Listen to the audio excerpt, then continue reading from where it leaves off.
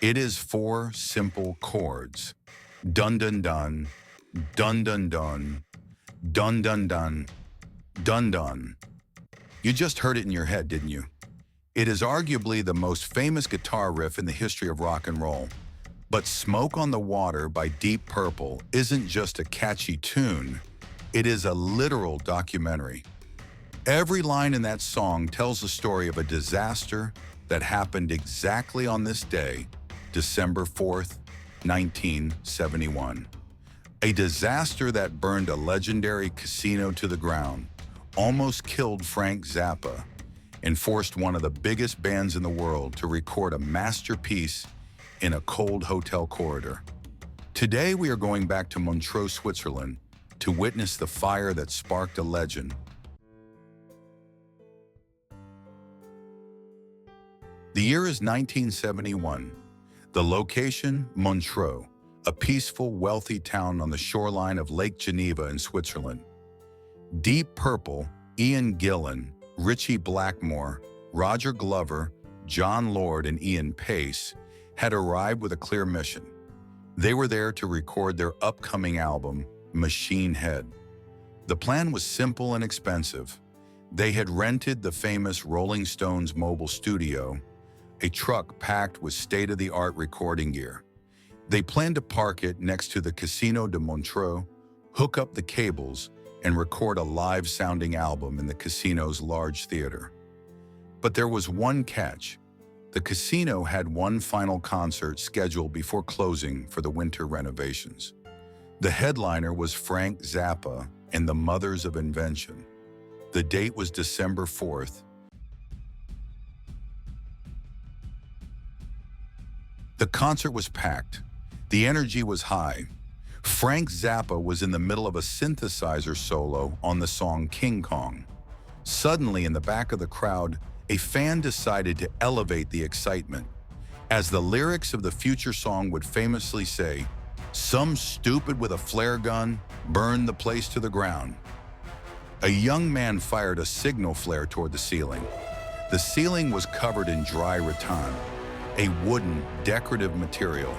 It caught fire instantly. At first, people thought it was part of the show, but the fire spread rapidly across the roof. Frank Zappa, realizing the danger, coolly commanded the crowd to move toward the exits. The power went out. Panic set in. The large glass windows were smashed to let people escape. Claude Nobbs, the director of the Montreux Jazz Festival, immortalized in the lyrics as Funky Claude, ran back and forth, pulling kids out of the inferno. Everyone survived, but the casino was doomed.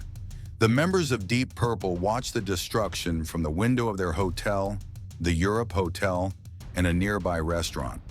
As the flames consumed the building, the wind blew the massive clouds of smoke across the surface of Lake Geneva. Bassist Roger Glover looked out and saw the thick, dark smoke hovering over the pristine water. The image stuck in his mind. Days later, he woke up from a dream and said the words, "Smoke on the Water." At first, they thought the title sounded too much like a drug reference, but it was literal. It was exactly what they saw. A massive layer of smoke sitting on the water while the fire died down. The casino was gone, and with it, their recording location. Deep Purple was desperate. They had the expensive mobile studio rental running, but no room. They tried a local theater called The Pavilion, but the neighbors called the police because the music was too loud. Finally, they found the Grand Hotel. It was closed for the winter, freezing cold and empty. They set up in the corridors. They used mattresses from the hotel beds to soundproof the windows and walls. It was a technical nightmare. Cables ran through hallways. The band was separated from the control room. It was in this chaotic, cold environment that Ritchie Blackmore started playing that riff. Ian Gillan wrote the lyrics on a piece of paper, simply describing what had happened to them over the last few days. They didn't even think it would be a hit. It was just a track to fill the album. They recorded it quickly, trying to get it done before the police shut them down again. What started as a tragic fire caused by a flare gun became the spark for the most recognizable anthem in rock history. From the ashes of the Montreux Casino, Deep Purple created Gold.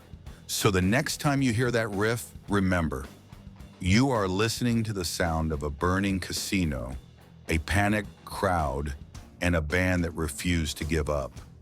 Thank you for watching this journey into music history. If you enjoyed this story, please hit the like button, share this video with a friend who loves rock, and don't forget to subscribe for more true stories behind the world's greatest events. See you in the next one.